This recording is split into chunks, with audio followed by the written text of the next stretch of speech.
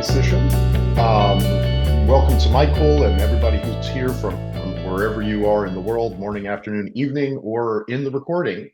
I'm really excited for our presentation today. Michael will be presenting to us the 7 mind to muscle secrets. And so definitely I'm curious and excited to learn what these secrets are and how we can apply them to embody our highest and best ideas into our neurology.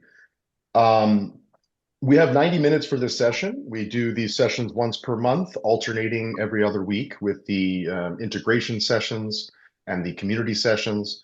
And our goal here is to integrate this knowledge and experience to be at top of our game. So before we get started, let's take a moment and introduce the different institutes and welcome them to this wisdom session. So please mute your microphones. Be sure to mute your microphones. I'm going to see if I can do that now. I'm going to do that now. Michael, you're going to need to unmute yourself again once I do this. Oh, and then...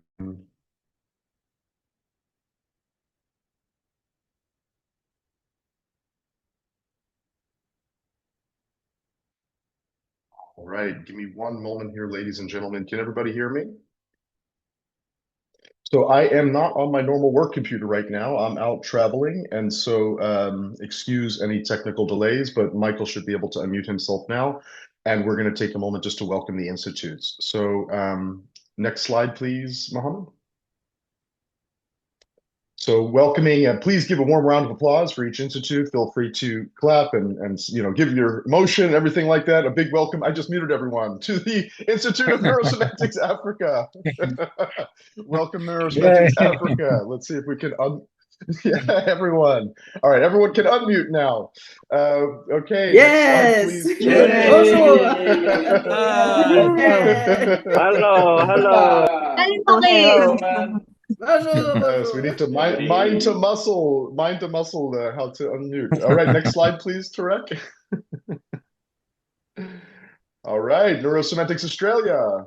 Welcome, Australia. Welcome, Australia. Welcome.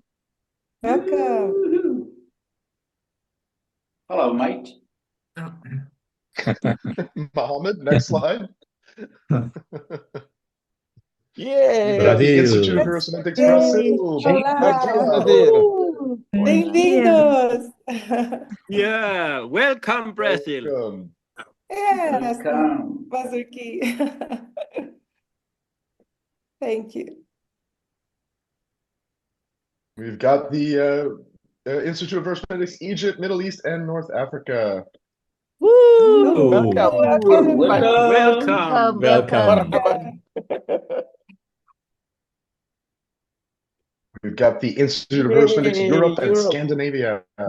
Hey! Hello. Hey, hello, here we are. Hey.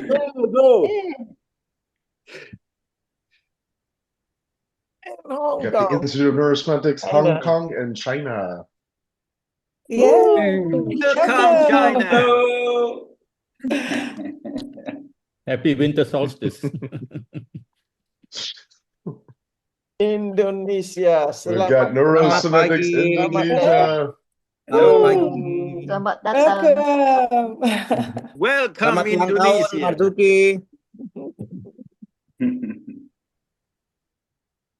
The Institute of Neuro-Semantics Latin America. Yeah. Bienvenidos. Bienvenidos. The Institute of India, Philippines, Singapore, Thailand, and Vietnam. Malaysia. Welcome. And Malaysia, of course, last but not least.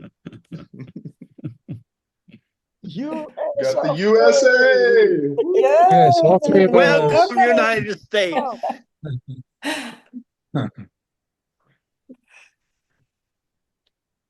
All All right. So welcome everybody. What a great greeting. It's good to see all your faces from all over the world. I'm going to mute everyone again. So if you want to ask a question, feel free to type the question in the chat and somebody will capture that for you. If you write the word question in all capitals before that, it'll help it to stand out and so we can capture that and get that to Michael. Again, I'm going to mute everyone here and I'm going to invite Michael to unmute.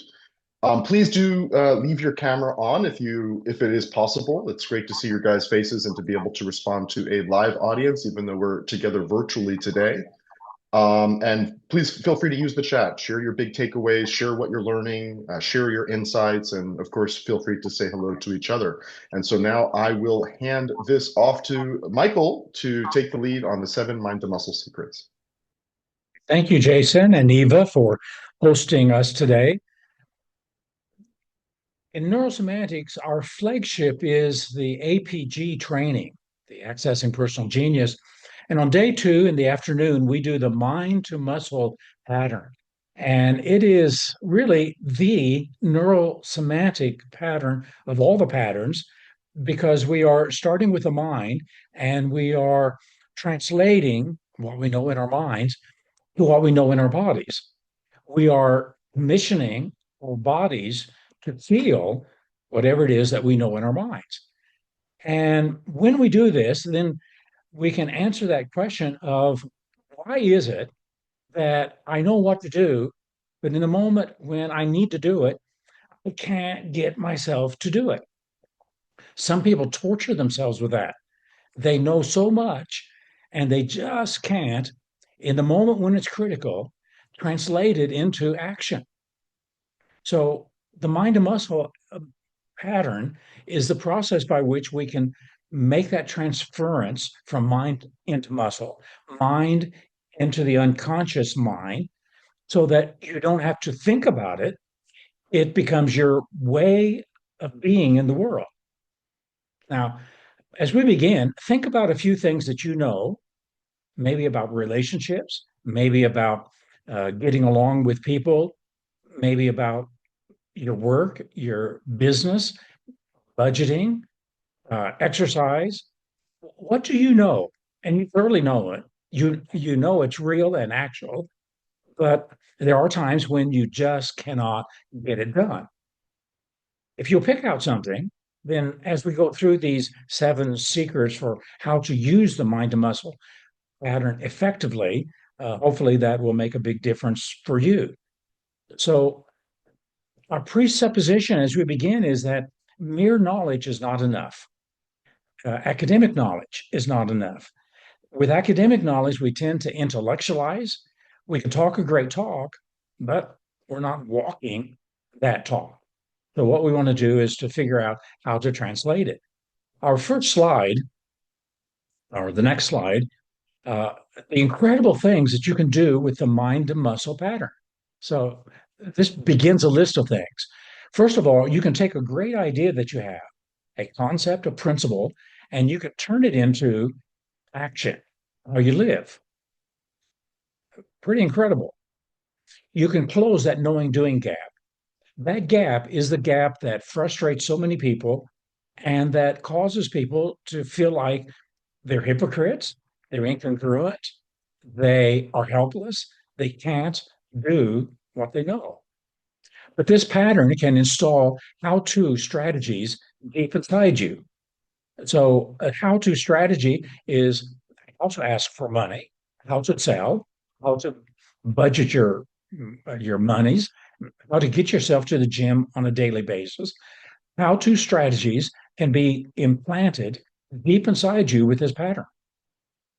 They can develop unconscious learnings for automatic memory. So I meet a lot of the meta coaches who have studied through the ACMC trainings, and they know good and well what an acknowledgement is. They know good and well what a clarity check is. They know how to do testing questions or the well-formed outcome questions. So they know that. But when they try to do that in coaching, they try to be conscious of it all. And because they're trying to keep all of that in their mind, they get overwhelmed and it's not readily available. And then they're not elegant. They're not smooth. They're not gracious about it. So we want to develop what you know consciously so it becomes automatic and out at the unconscious level. How powerful would that be? You can use your somatic powers. Soma is body. So your somatic powers is the powers of your body that makes you congruent in your knowledge. And of course, all of this is integrating the mind-body system. Well, there's more. So our next slide adds a few more of these incredible things that the mind to muscle pattern can do for you. Obviously, when you're mind to muscling it and bringing it from mind and down, you're going to develop a much deeper authenticity, which is going to be real in you. As it's real, you'll be more productive, more proactive, more taking the initiative, because there's going to be a deeper trust of you in yourself that you can pull it off.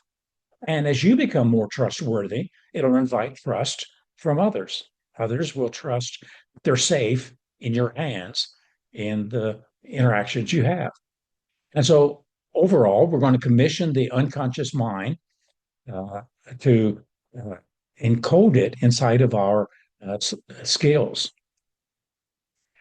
Our next slide, after this one, the mind to muscle as a powerful pattern. So from conceptual work that you do in learning and understanding, you get an idea, a great idea, and now you can commission your body to feel it. Every time I say that, I'm amazed at that. You can take an idea and you can get your body to feel that idea. This is the neurosemantic connection. And you feel the idea. And the idea that we can feel ideas, and when you feel it, then it's in your body. You'll be congruent, you'll be authentic, it'll be yours. And we keep losing that slide picture. So then it becomes your way of being in the world and becomes an automatic program. So our next slide, if we can get back to the slides. Our next slide are some examples. So here's a whole set of examples of things that you learn to do consciously that now you know unconsciously, or we could say that your body knows these things. Like tying your shoe. Most of us could tie our shoe in the dark. We don't even have to look at how to create the bowl, pull them together, typing on a keyboard, riding a bike, playing tennis, roller skating, driving a car. How many people drive their car unconsciously and they're doing so many other things, sometimes too many other things, and especially things like texting, which they shouldn't be doing. And probably the most unconscious thing we all do is speaking our language. So whatever your native language is, you cannot look at a word and not read it. It is so unconscious, you cannot consciously turn that off. And so that's how deep into the unconscious nervous systems that we have in our body that we can drive something. So it's a neurological process. And our next slide describes this basic neurological process. And it comes from Donald Hebb's rule in neuroscience. I know you've heard it. Neurons that fire together wire together. And that's a basic associative conditioning that we learn from Pavlov, that you trigger something and two things get associated, they get connected. And when they are firing together again and again and again, they get wired together. And now it becomes a pattern or program deep inside of us. And so that's what's going on. The next slide translates this into NLP language. Back the previous one. In NLP language, we call this anchoring.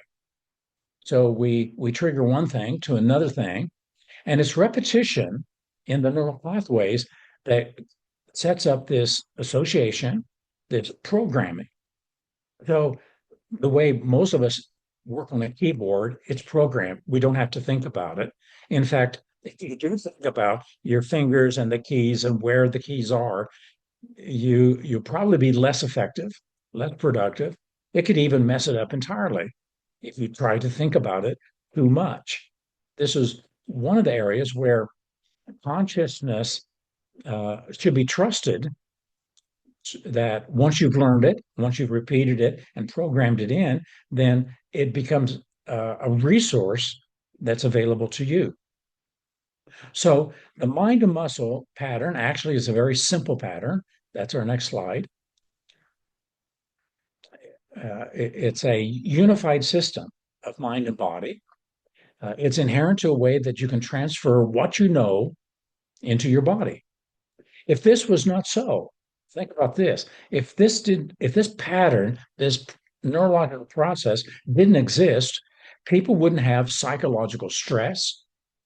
There wouldn't be button twitching problems that people have at work when someone curses or gives them the finger or does other things. We wouldn't struggle with worrying or anxiety, depressing, or long-term grieving. All of these are somatic symptoms of mind to muscling the wrong things. So that's the misuse of this pattern. The pattern is real simple. The content is up to you, up to me. And if I'm putting all kinds of fretful, worrisome thoughts about the future, I can create that worrying, that anxiety, that panicking in my body. My body starts getting programmed for those things. So, bottom line, we can and we do transfer thoughts into our bodies. So the most personal question I can ask right now is what thoughts have you programmed into your body?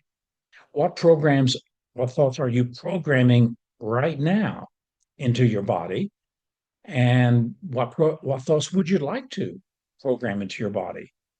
So whatever it is, this is your somatic knowledge. And that's our next slide. It's your somatic knowledge.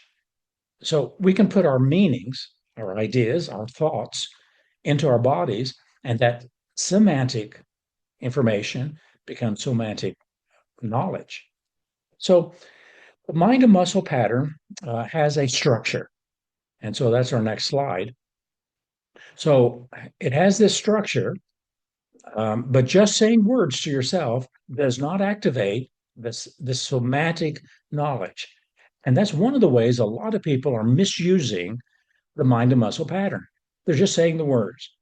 They're starting with the principle, I know this, and I believe this, and I'm going to do this, but they're just saying the words, and it's not activating the system, this mind-body system that we've just described. Saying affirmations typically does not work because when you say an affirmation, if it's not a principle that you believe in, and in the back of your mind, you know that you're not telling yourself the truth, then it's not going to work.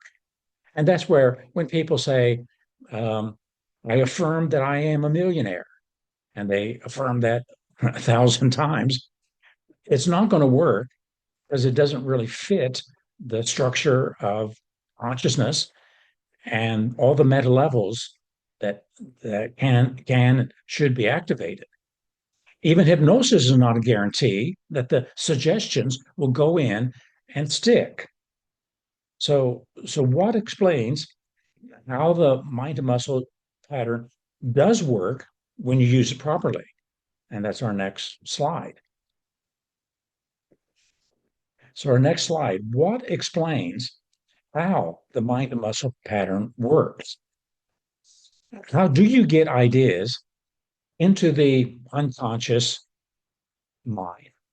How do concepts become incorporated into muscle memory so that the neurons inside of your fingers when you're typing or your hands when you're playing tennis, how do we get it into the muscle memory? How can we transfer what we know into the deeper realms of ourselves so that we do that knowledge transfer? Or how can you get yourself to believe a new belief? So let me tell you how the mind to muscle pattern began. Next slide. Once upon a time, I was in a coffee shop in England, Nottingham to be specific, and I was there doing the wealth creation training. And I was in this coffee shop the day before, looking over the materials and getting ready to present it. It was only my third or fourth time presenting it, and I was reviewing these concepts. And in the field of wealth creation, almost everything is stated in terms of an idea, principle, or maybe advice, like spend less than you make more than you spend. And I was reading some of these concepts, and that's what I was going to be presenting. And suddenly I realized when reading the one concept, spend less than you make, as a way to create wealth, I realized I do believe that already. And the self-reflection, first of all, I said, I know that. Then I asked myself the question, do I believe it? And I realized I actually believe it. Spend less than you make or to create a wealth creation process. My next thought was, have I ever actually committed myself? Have I ever made a decision that from this day forward, I am going to spend less than I make? And I realized I haven't made that commitment. So I raised my hand, my right hand, and I repeated after myself, from this day forward, I'm going to spend less than I make. The aha moment then came when I started thinking about what is that doing inside of me as I made that commitment. And I was feeling excited about the possibility, creating capital by saving a little bit every payday and spending less than I make. But also some fear. Was feeling scared. Can I make this happen? Will I make this happen? Will I be true to this idea? And so then I thought, what is one thing? Just one thing that if I could do it today and do it regularly and consistently would make this real in my life. And that was the beginning of the mind to muscle pattern, which we have on the next page. Here is the simplest short version of the mind to muscle pattern. You take an idea, something you know that you know, and then you turn it into a belief. I believe whatever that idea is, and you're going to treat it as if it's true and real. Then comes the decision. I'm going to do this. I will. Some emotion should be emerging. If it's a belief and it's an important belief, then it should create some excitement, some desire, some curiosity, some playfulness, some interest. It should create some emotion toward that idea in your body. And the decision should create some away from emotions, maybe some fear, some concern, some anxiety. It should create some emotion. And this motion, this energy, now gives you a way to express it in the real world. And so it's as simple as that. That's the skeleton structure of the process. So now I'm ready to go through the 7 secrets of how to really run this process. And so skip the next slide and go to the next one. So the first one is select ideas, not goals. So one way that people mess this up on a pretty regular basis is they pick a goal. I want to lose weight. Well, that's not a concept. That's a goal. That's an outcome. And so you got to think about what is the principle for losing weight? Weight management occurs by regular exercise and modest eating might be the principle. So you got to get a principle. What is the understanding or the rule or the heuristic of this idea that you know is true? If I consume fewer calories than I use. If I use more calories than I can consume, I'll lose weight. So that would be the concept or the idea. And so, not goals. And that's why affirmations, which are mostly goals and outcomes, um, is what we need to do on this first one here. So the goal will come at the very end. The last one, what is the one thing I can do today that if I do and do regularly and consistently will enable me to reach my goals? Then the goals come in the last step and certainly not in the first step. So make sure it's an idea and make sure it's a well-established idea. That's the second secret. So the next slide, a well-established idea. So in every field, there's going to be well-established ideas. It's one of the reasons in every one of the training manuals we do in neurosemantics, we put a list of principles, principles for coaching, principles for training, principles for wealth creation, principles for health and fitness. So principles for leadership. So find the principle, find the dependable understanding. And one of the ways to test this would be, do the majority of experts in this field agree with this idea? And so sometimes we have to go to that field to look at what do the people in that field say as basic concepts, whatever it is. If it's finances, if it's relationships, if it's managing time, if it's well-being, if it's self-actualization, what are the principles? And so it needs to be ecological. And oftentimes this is the place where people really mess up mind to muscle pattern. I was in South Africa years ago. The young man who volunteered to do the mind to muscle pattern with me started off. I said, "What's the principle you want to operate?" And he said that I can get by on 3 hours of sleep a night. So I said, 3 hours of sleep a night. I said, first of all, that's a goal. That's an outcome that you want to achieve. What would be the principle?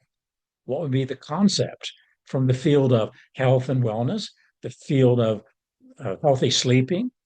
What's the concept that would lead you to think that you could actually achieve that goal? And of course, that's the problem. That's a goal, and it's an ecological goal. So I said, I'm not going to, even if we could get your body to get by on 3 hours of sleep, I'm not going to be part of that. So it needs to be a well-established idea that people who are well informed in that field would concur and confirm that that's a good idea, that's a valid piece of knowledge that you commission your body to feel. The third principle, the third secret, is the next slide. Mind to muscle is linguistically driven. Let's go to number 3. Yeah. Is linguistically driven. And this is one of the really strange things about this pattern and about you and me as neuro-linguistic beings. To verbally express what you know, what you believe, what you have decided, what you feel, each one of these requires a different amount of neurological energy. Now, what that means is I can say, I know, and my body, my neurology, it doesn't take a lot of energy to say, yeah, I know. It takes more neurology to say, I believe. It takes different neurology and more neurology to say, I will from this day forward. And then when you say, I'm feeling this, I'm feeling that, you're in a different neurological state. So every time you make one of these statements, you are activating different parts of the nervous systems, different aspects of the body, and you're getting your body to now begin to encode whatever it is that you're saying. And so as linguistic beings, we think and we language things at different levels. And at the higher levels, there's less neurological commitment. which is why you can talk and think and say things, and there's no commitment neurologically to making that as your way of being in the world. So they're linguistically driven. And that's why we ask people and we start listening to people to their words. I want you to say, I know. And we listen to the tone, we listen to the tempo of the words and the quality of that word. And now say, I believe. And oftentimes a person starts with, I believe. As a matter of fact, there's no energy to it. So we say it as if you really believe it. I believe. Then we ask, do you believe it? And they might say, no. Would you like to believe it? And hopefully they're going to say, yes, I would like to believe it. Well, say it as if you really want to believe it. What we're doing is getting more neurological energy going by the language. I like to ask people to raise their right hand and repeat after me for the decision, because raising the right hand or taking the hand and letting a line, making a point, seems to involve another set of neurological patterns, different muscle being used in that one. Our fourth secret is about installing programs. And so when you do this, you really tap into the power, to the fact that you are a programmer. As we think, so we are. We construct meaning about whatever we're talking about, and then commission ourselves. And in this, we are programming ourselves. This is the neuro-linguistic programming aspect of NLP.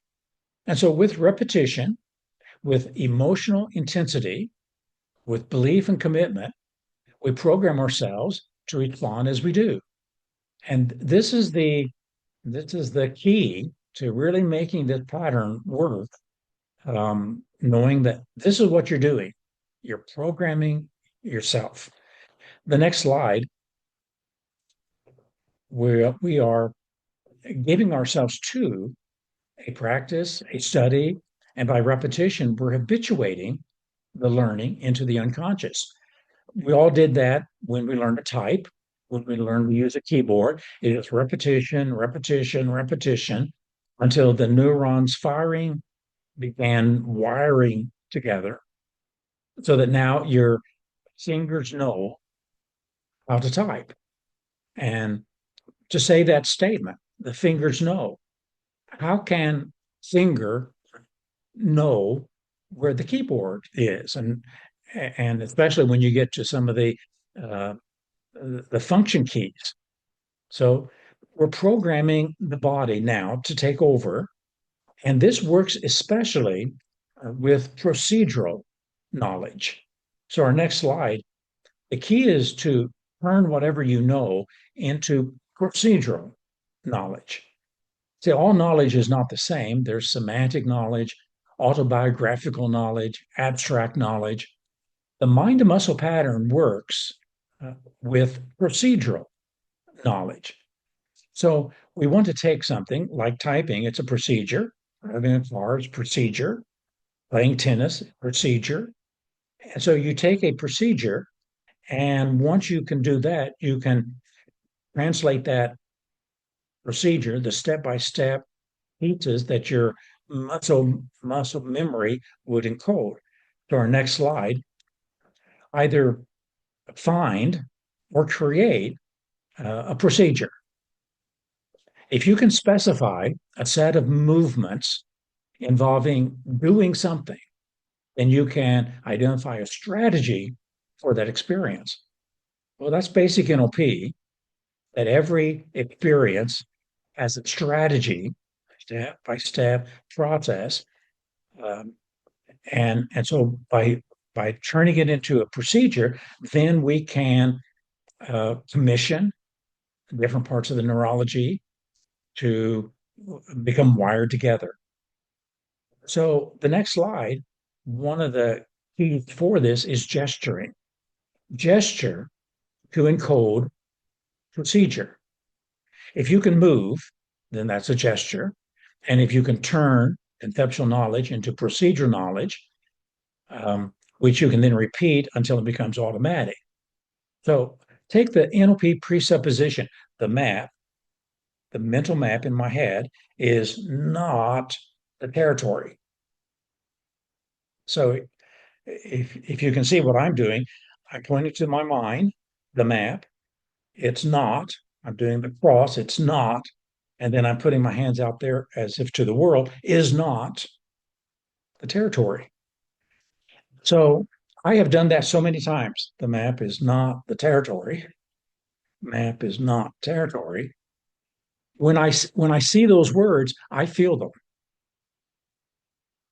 I can feel my hands going to my mind, to my head for the map, and my hands crossing for the not, and then my hands indicating everything outside of me for the territory. I can feel that concept. I'll never forget it. It's at the unconscious level. The next slide. Here's another one. Behind every behavior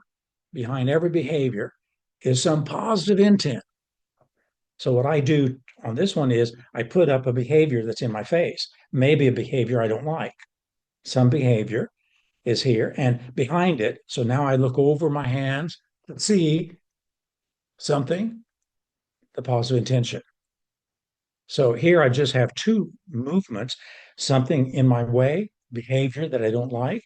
And then when I'm standing up, I always stand up on my tiptoes, standing up and looking for the positive intention.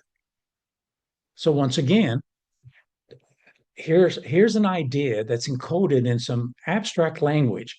Behind every behavior is a positive intention, but we can turn it into step by step movements, gestures, and then learn how to have that concept known in our neurology. The meaning of my communication is the response I get. So I start with meaning here, but the meaning of my communication is not here. The meaning of my communication is the response I get, regardless of my intention.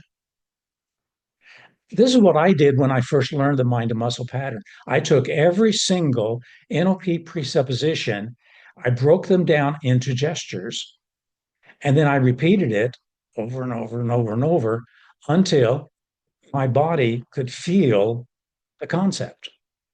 And I'd recommend that you do the same, that as you gesture it, it becomes more and more yours. Similarly, this is what we do in coaching and in consulting and therapy. We watch for the semantic gestures and the semantic space of the person we're working with, because this is a natural process. We naturally do this. Oftentimes, it's not consistent, it's not regular, it's inconsistent, but it's a natural process we all do. So, gesturing to encode the procedure. Our fifth secret is expect discomfort. A great idea that you want to commission your body to feel now and to do, probably more than likely will be in conflict with old ideas. Because we've already done this to ourselves, and now we're putting a new idea, something we recognize, I know that, but my body doesn't know it yet. And so we bring that new idea in and we're putting it through the system, the mind body system as it is today. And if it is an ecological idea, we don't check the ecology through process. We wait until the end. And so expect discomfort because you're changing your system, your mind body system. Our next slide, the current system of your beliefs, the current system of your beliefs and decisions and understandings may strongly object to the new one. So if you feel some discomfort, if you're uncomfortable with that, but you know it's you know it. It's a great idea, and you would like your body to live it, then expect this discomfort and this objection. Don't check for objections. They're going to occur. Just drive the idea through your body by this sentence stems. Um, I believe, I will, I'm feeling the one thing I'll do today. In fact, I would say if you're not feeling some discomfort, you're probably not doing the pattern properly. We're putting something new in, something that you've checked the ecology. It's a great idea, but you're not living it yet. And so notice the discomfort, expect it, graciously welcome it into your consciousness. Don't check ecology inside the process. Wait until the end. And at the end, we will look at it. When the old system rebels, that's our next slide. When the old system rebels, accept it knowing that something new that is ecological is coming in. And you're the one choosing, deciding, running your own brain and making it happen. So don't ask for objections in the process. Drive the new idea through your neurosemantic system all the way. Number 6, the sixth secret is feed it forward. The mind to muscle pattern is not a feedback process, it's a feed forward process.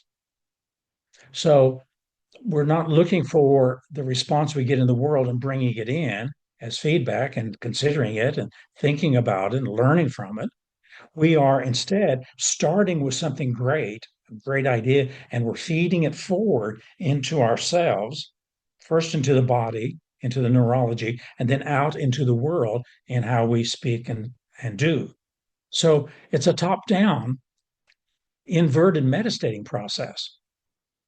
In metastating, usually we think about a state like calmness or generosity or kindness, and we want to bring it to ourselves. Here, we're starting with something great and feeding it forward. So you're translating the idea into deeper levels of neurology and then outward into proactive action. So once you complete this feedback process, then you can do it as feedback. And when you do that, that's going to prepare you for secret number 7. This is the hidden swish, kinesthetic swish. So once go back to 7.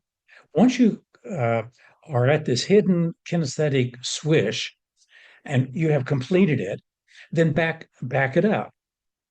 So I know this, I believe this, I'm deciding this, I'm feeling this, I'm doing this. Then back it up. Why are you doing this? Because I'm feeling this. Why are you feeling this? Because I have decided this. Why have you decided that? Because I believe this other thing. And why do you believe that? Because I know this. So you feed it back and then feed it forward again. I usually like working with someone doing this 2 or 3 times. So let's feed it back again. Let's feed it forward. And of course, this is just more repetition. It is more neurons firing together, becoming wired together. And one of the things you can do through that process is establish one anchor. Put your hand on the shoulder and make that hand a pressure anchor. So when they start with I know, squeeze it a little bit, go to I believe, squeeze it a little bit, go to decision, squeeze it, emotion, squeeze it, action, squeeze it. Just hold that one anchor and back up and then go forward, back up, go forward. And then at some point, as you back up all the way, then instead of saying all the words, just hold that anchor and say, feel this, and then walk them through the 5 stages to the state of action. And what you've done is a kinesthetic swish. You're swishing them all the way through the process. And And if you do that a number of times, then ideally, as soon as they think of the principle, they will feel the emotion and the action that they're taking that day. So, mind to muscle, several secrets that we have and how to really run it in an effective way. So, what do you think?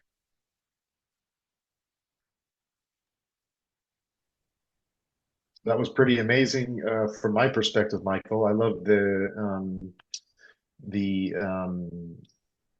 idea that the discomfort is to be expected, so not to be avoided or afraid of. If it's not feeling uncomfortable, then it's probably not doing it right.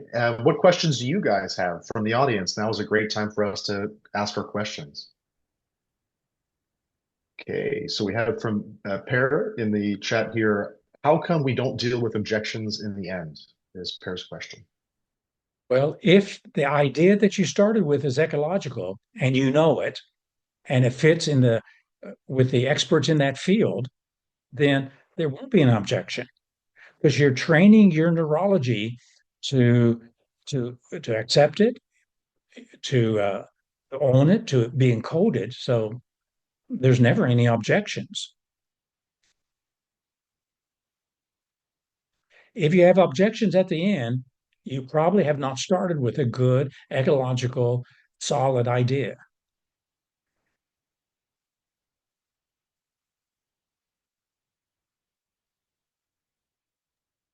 Paris says thank you. I actually have a question also around the objections. So, what about objections that come up in the middle? You mentioned Yeah. don't ask for objections, but what happens if someone brings up an objection, maybe at the decision point or the emotion point? Well, I've this is amazing. Since doing this in 1998, I have never had anybody have an objection in the middle. I've never had it. If someone did have an objection, I would say, notice it, embrace it, and you believe what, you're deciding what, you're feeling what, and you're doing what one thing today is going to make this real. I would just drive it through. Maybe we That's can. why No, sorry. Go ahead, Michael. that's why spend a little bit of time at the very beginning making sure the idea is ecological. And a lot of people will come up with their own ideas about things.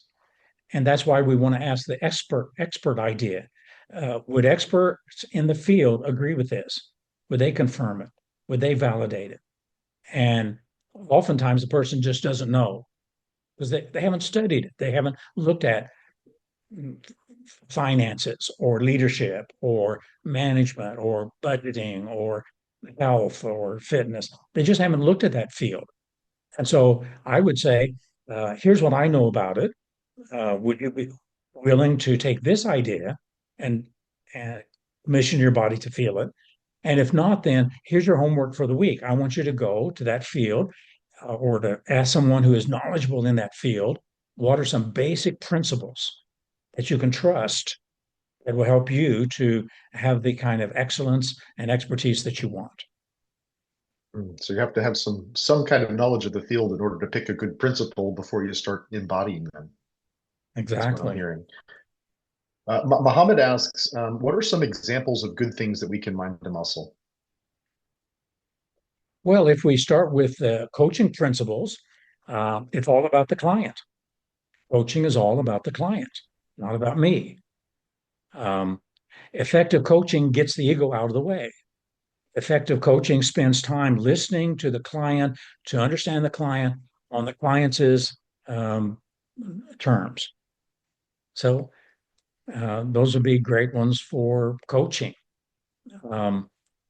For wealth creation, wealth is created by earning more than you spend. Wealth is created by saving a little bit every payday. Wealth is created by creating passive sources of income. Wealth is created by working collaboratively with other people. So principles will be like that. Wealth is created. Health is created. Effective coaching is. It's an abstract statement that everybody who's knowledgeable in that field will agree with. We have a question from, I apologize if I'm pronouncing your name wrong, Su Hong, which is asking essentially, wondering if we can mind to muscle a matrix, a belief system instead of one belief. For example, in one of the ACMC sessions, you guide us to make our own listening matrix. Can we mind to muscle such a matrix? Do we have to do it one belief at a time, or can we mind to muscle an entire matrix? No, it's best to do it one at a time. And what we do in ACMC, we take one idea, like coaching, effective coaching occurs by listening.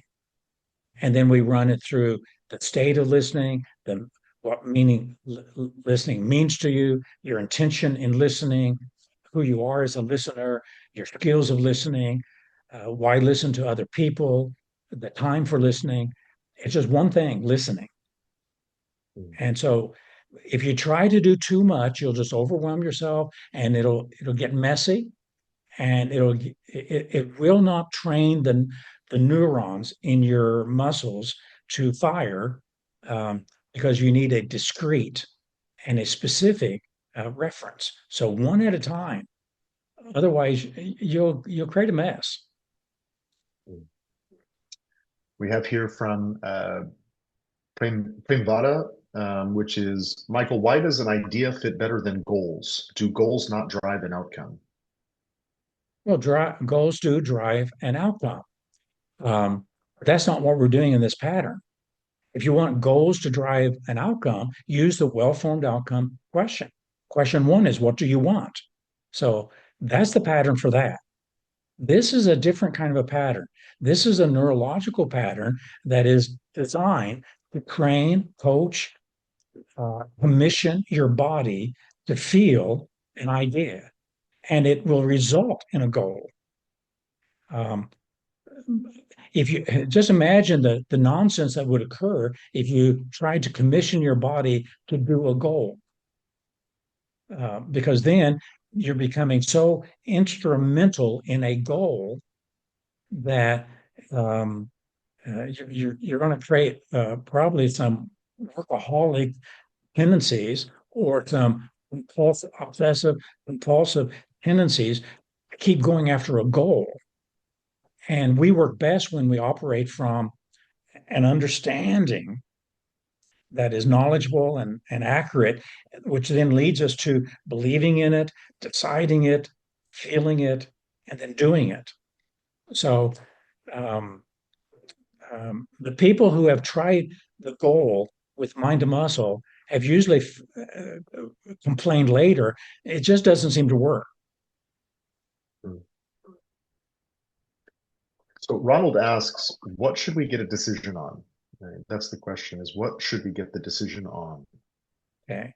So because we're driving this down linguistically, every step needs to stay with the same subject. So let's say that I want to start being healthier. And so the principle is exercising and eating moderately will lead to good health. So I know that if I exercise daily and ate moderately, I would have good health. So I start with I believe in eating moderately and exercising daily. So the language changes a little bit with each one. I believe in that. My decision is today I will eat moderately and exercise.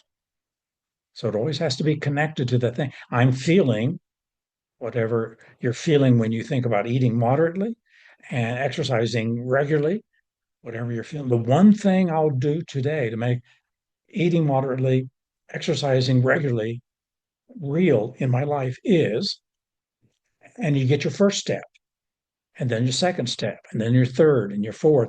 And so every day you got something to do that actualizes the idea. And so the decision is about that idea and how you're making a commitment in your life to perform whatever it is. We have a question from Mario. So many great questions in here. Mario asks, how can this pattern work for organizations made of several people? So how can we organize this for larger groups or for organizations? In the year 1999, Stephen Campbell was one of our neurosemantic trainers. He was in Florida.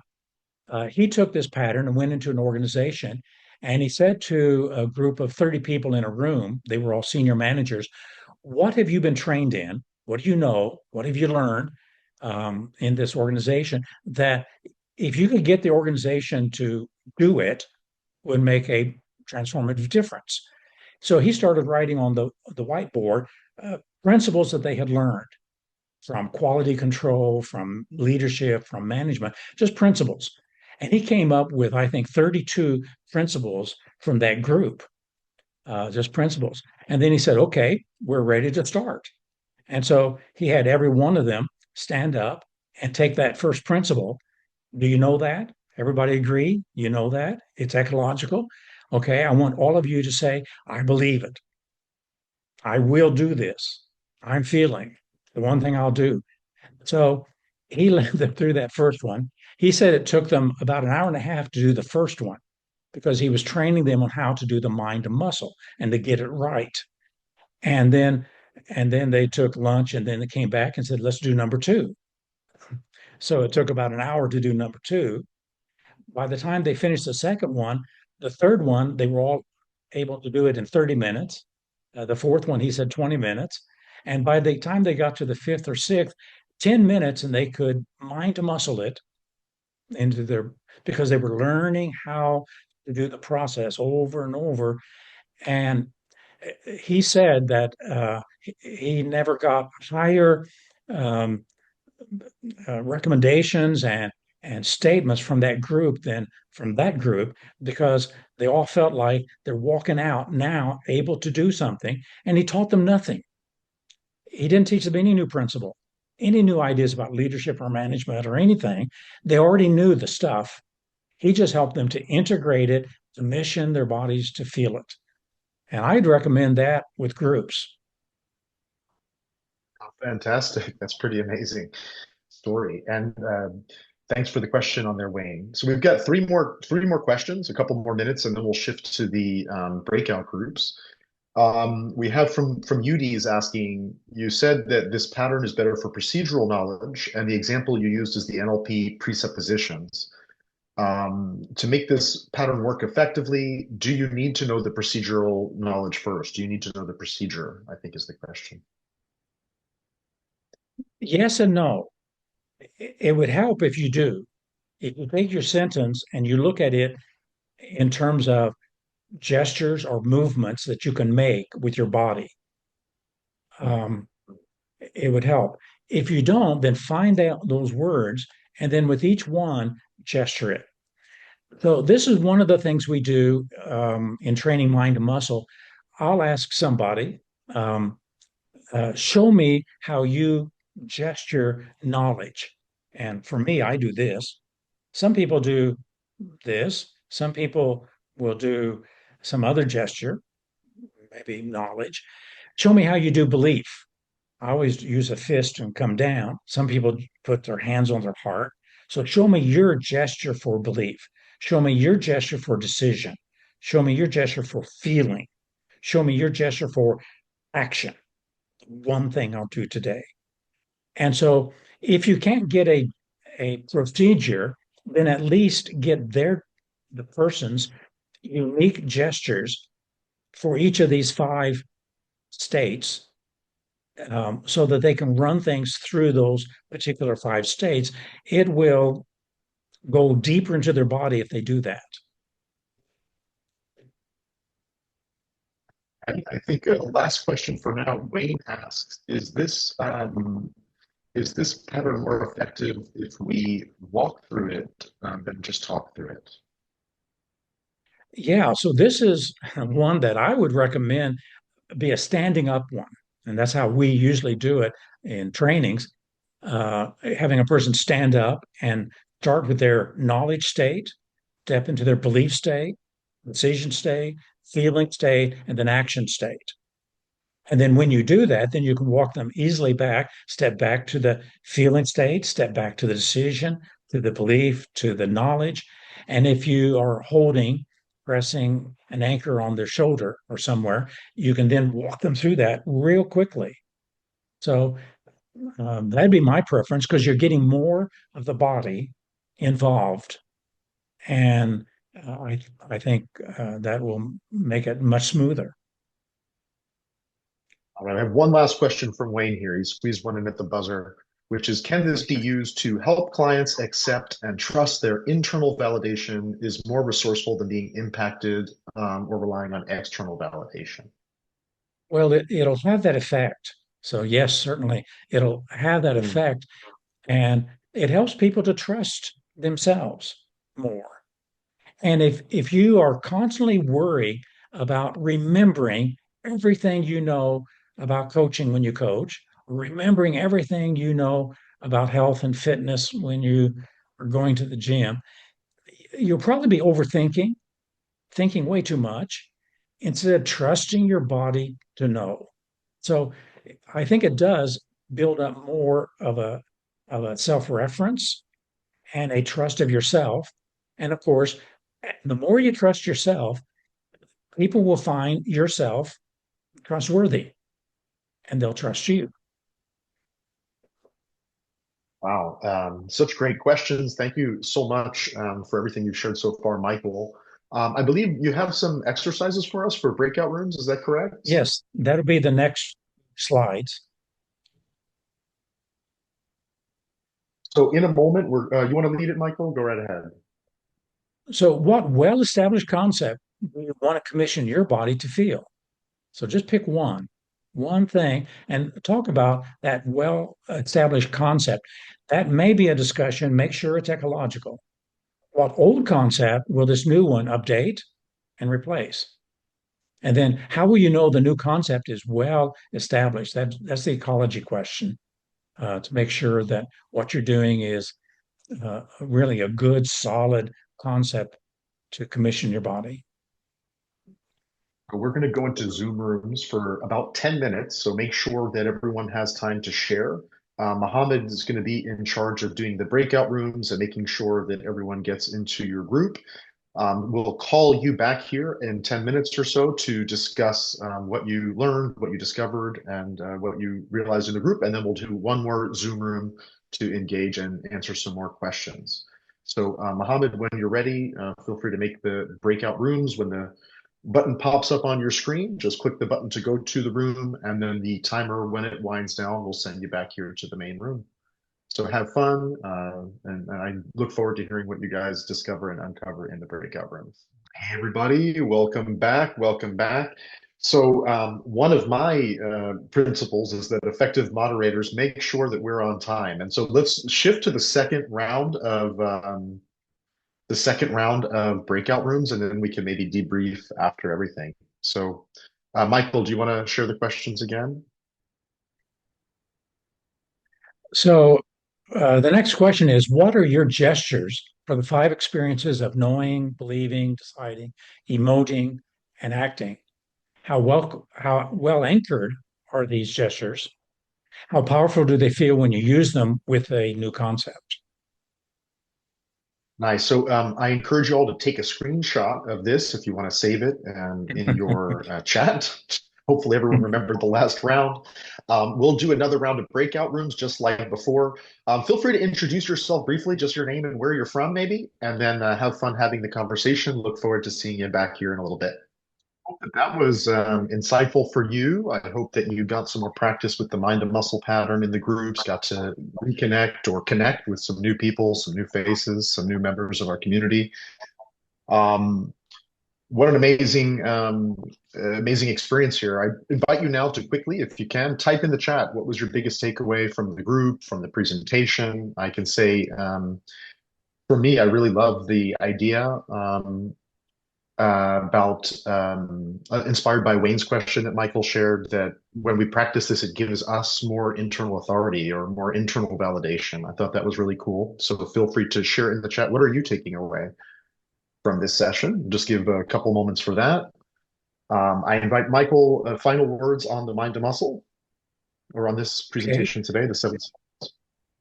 Okay.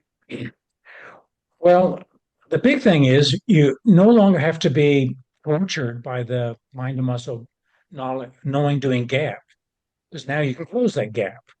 It's just a process. It's a simple process, and you can close it.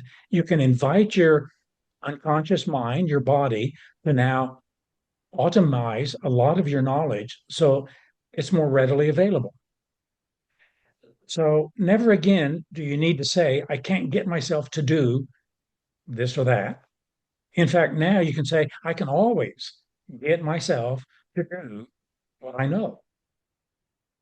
Finally, there's the deluxe version of the mind to muscle. After you do these 5 basic one, principle, belief, decision, emotion, and action, you could now take your statement into the meta place. You've already done it with belief. Now you can do it with value. It is valuable because you can do it with memory. What I remember as a learning that I have done that supports this is. You can take it to anticipation and imagination as you imagine what this will lead to in your future. You can take it to identity. You can take it to intentionality. So you could, with a deluxe version of this, just take your statement into the meta place and ask yourself those meta questions, which will let's make it richer, much fuller, and I think it'll lock it in to a much deeper degree. Oh, fantastic. So I'll hand it off to Mohammed or Marzuki to do the group photo. So let's shift gears. Let's do the group photo, and then we have our next session. Do we have the dates for our next session already scheduled?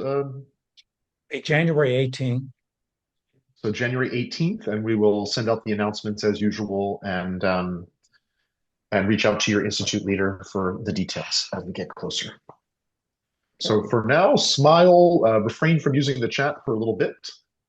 Right. And, Ready? 3, 2, 1. That's the first one. And the second one is ready. 3, 2, 1. Done. Beautiful. So feel free to unmute yourself, say goodbye. And if you can, I'm going to see if I can allow you guys to do that somehow here. Invite all to unmute. Thank you. All right, you can unmute yourselves. See you guys next time. Have a great rest of your day, evening, night, morning, whatever time it is in your time zone. Merry Bye. Christmas. Thank you. Happy Merry Christmas. Christmas to Happy you. holidays, yes. Bye. Merry Happy Merry holidays. Thank you, Christmas. Michael. Thank you, Bye. Jerry. 2025. Thank you. everyone. Bye-bye. See you next Sleep year. well tonight, Geraldine. Good to see you. And it is actually the shortest day of the year today That's right. in the north. Yeah. It's good morning from So from now Australia. on, it's Bye-bye. midnight. Bye. Marzuki. Merry